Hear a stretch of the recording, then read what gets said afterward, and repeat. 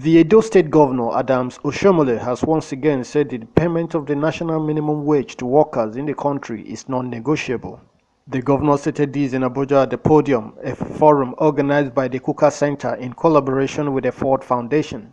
With the theme, From Activism to Political Power, the Challenges of Democratic Governance in Nigeria. Oshomole, while giving account of his stewardship, said all laborers deserve their minimum wages, noting that governors refusing to pay the national minimum wage have all committed criminal offense. How can those governors turn around to question the wisdom of having a national minimum wage if there is a national wage structure for all governors, for all assemblymen, for all senators, for everyone? It is that selective application of the principle of federalism that I found extremely offensive and unacceptable. And even today, I remain firm that we must maintain a national minimum wage. We must find a way to incrementally adjust it to reflect the cost of living, and that it is the duty of government as employer and private sector employers to look for the resources to pay those they have hired to work, whether in private or public sector. There is no contradiction on it even now. Former Cross River State Governor Donald Duke, who chaired the occasion, took a swipe at the ruling All Progressive Congress for not delivering on its electoral promise. Duke accused the party of deceiving Nigerians with the promise of change. Politicians in our society today are mostly jobbers and budget padders, advocating for themselves and not society. They cleverly and surreptitiously apply the word change. I, of course, won't use that word because as a member of the PDP, or what's left of it, that word change, they do me one kind. However, improvement is constant. Not being satisfied with how society is and seeking to better it. We advocate improvement and not change. Don't forget, in 1966, we had a change, a violent one, from a democracy to military. So change is not always necessarily the way to go. As for the change, where we did so, only time will tell. Improvement, on the other hand, is universal and a constant pursuit. The convener, Bishop Matthew Kuka, said the essence of the forum was to design programs that encourage debate and exchange of ideas and also serve as mediating platform between government, citizens, and communities. Activists from all sectors and relevant stakeholders were also in attendance. Osam Raffle, Ben Television.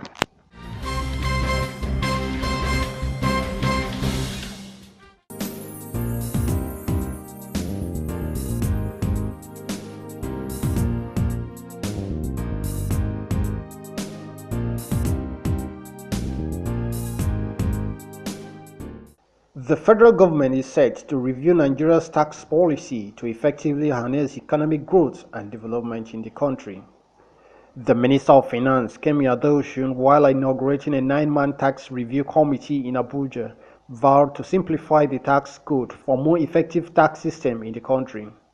The minister noted that due to its commitment to diversify government's revenue base away from oil, there was need to overhaul the tax policy in order to harness the much-needed resources necessary for sustainable economic growth and development.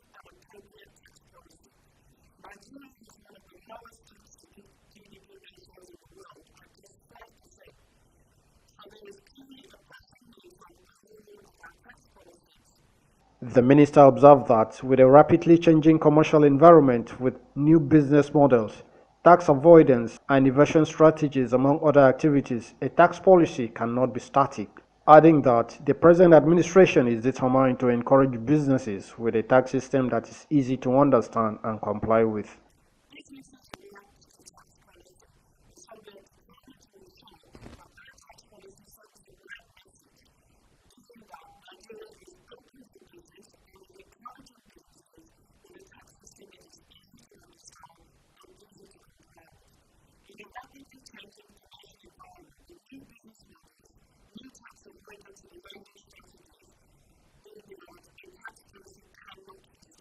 The Tax Review Committee, which has 4 weeks to complete its assignment, is mandated to review the National Tax Policy document, recommend a list of tax laws and regulations that needs to be reviewed or amended, make any other suggestions on the national tax policy to facilitate effective implementation of the document. It will also recommend policy to ensure interagency cooperation between the Federal Inland Revenue Services and other revenue agencies towards enhancing the internal generated revenue of the federal government. Osomra for Ben Television.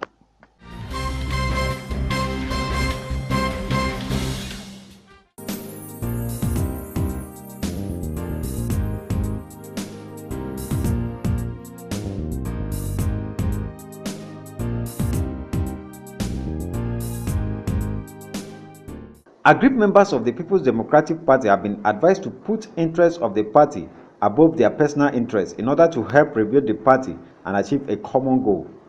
Former Special Assistant to the Managing Director of Niger Delta Development Commission, Barrister George Turner, who is also an aspirant at the forthcoming PDP National Convention, gave the advice at the inauguration of his campaign organization team in Abuja. Barrister Turner, while acknowledging that the problem in the party is a family affair, said it's time to return the party to its owners, the grassroots. What is the essence of being in service? You serve to provide happiness to those you, appear to serve. And when the people are not happy, you are busy fighting here, fighting there. We forget about providing the basics, the basic necessities that the people truly want. I think until we realize that service in itself does not, you can't be bossy. You can't be bossy. So we will communicate this to our party leaders and stakeholders to put the interest of the party above every other interest. And once that is done, shift grounds.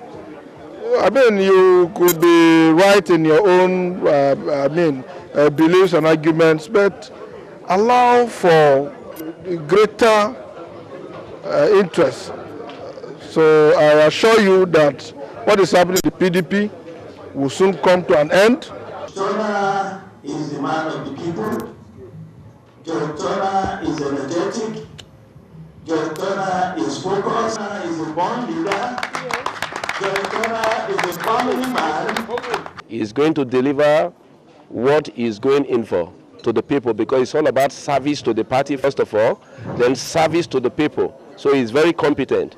So there is no gainsaying about how is he going to perform. He is capable, more than enough, to do this job. Fighting question on the recent accusation by the Movement for the Emancipation of Niger Delta meant that some party members, including former President Goodluck Jonathan, are sponsoring militants in the Niger Delta. Barrister Turner have this to say. MEND coming out to say a few things. As a journalist, I'd like to also remind you that if you go through your archives, you will find stories you've carried that MEND is dead.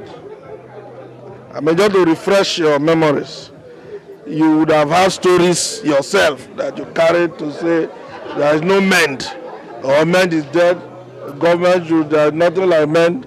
It is sometimes when it suits us, when it suits our confidence, we like to make issues out of it.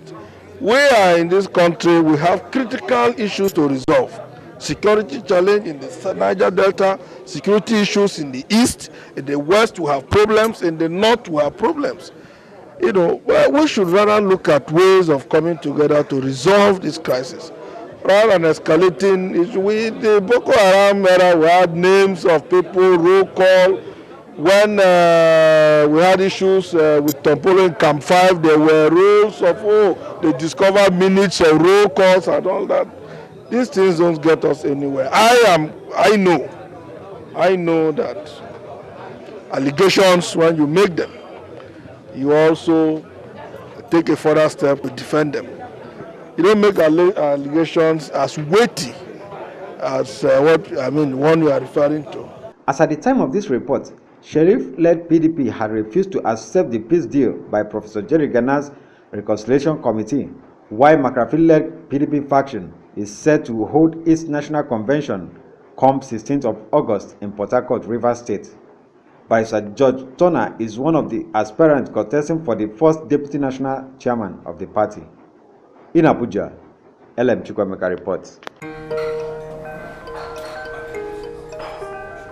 Hi, Mike. Babe, it's been over 12 hours. Are you done thinking about it? Is the answer yes? Convince me. I know how much confidence style mean to you. Let me take you somewhere. Where? What's that? A superior leading international hospitality chain in the heart of Africa. And? They offer very distinct services. Their meeting halls and all their hotels offer conference solutions that can help plan a perfect function for any occasion. They feature outdoor catering and provide services for any size event. Keep going. You got me thinking now. The beauty, the decor, and the views. It's the hotel experience you always dreamed of. They have up-to-date entertainment and a variety served at the fast food restaurant and snack bar. Oh, and don't even get me started on the garden bar or the nightclub. You would have everything you need within your reach without having to go out. Wow. So what if I want to... Cook? They got you, babe. The rooms are thoughtfully furnished with facilities that aid proper cooking, just like you would at home. Where is this place? And it's Sweets. Wow. So, will you marry me? Yes.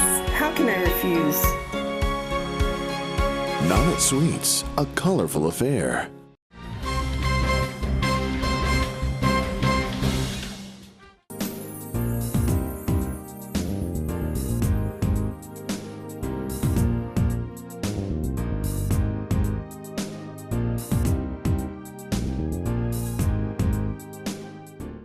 Enugu State Controller of Nigerian Prison Service, Isaiah Amaruri, says 16 inmates who escaped from Soka prison have been recaptured by security agents. No fewer than 15 inmates serving different jail terms were reported to have escaped from Soka prison Tuesday night. The State Controller, in a telephone conversation with Ben Television, confirmed the recapture of the inmates, saying he was in Abuja to brief the Controller General of Prisons, Ahmed Jafaru, on the latest developments on the jailbreak. He noted that a panel of inquiry had been set up to investigate on the break. Nsukka prison was meant to contain 180 inmates, but is reported to be housing about 500 inmates squeezed in compact cell of the prison yard. Nigerian Prison Service in the latest 3 months have recorded 3 jailbreaks under the leadership of Ahmed Jafaru.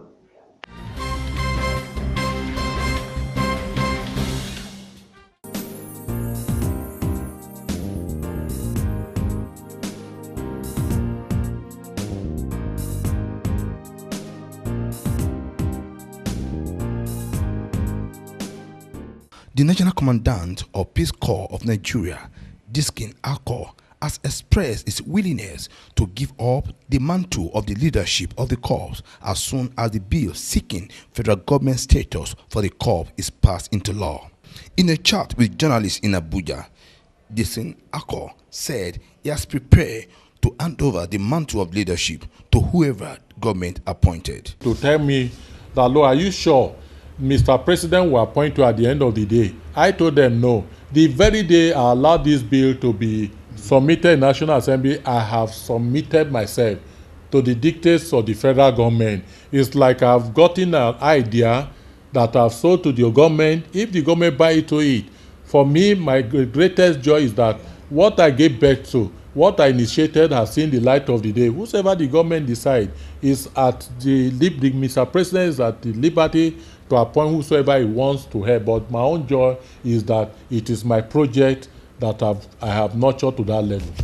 The Peace Corps Commandant explained when the Corps get the federal government status, the organization will equally serve as a backup for social and humanitarian drive for the country. Over 20 of our officers paying them nothing less than 40,000 naira on monthly basis. That is one aspect. And the second aspect, we are talking about preoccupation of our youth.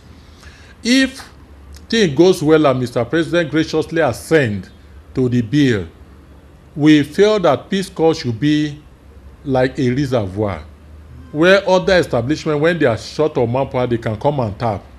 Let's talk about the case of the National Service Corps going for election. These are people that don't have any consciousness security-wise. Peace Corps members and officers, they've already been trained. They've been exposed to martial art that they can resist any threat to them without the use of arms. So we feel that instead of using innocent coppers that you see them being threatened and then shaking, you understand me, running away at the slightest attempt to harass them, send Peace Corps officers during the, it's one of the provision functions that the bill is taking care of, so that the officers will be there, not to use uniform. We have our t-shirt and cap, as you have seen, to render such services. If the terms of look at the complaint emanating from IDP camp where humanitarian services is poor, these are areas that our members have been trained.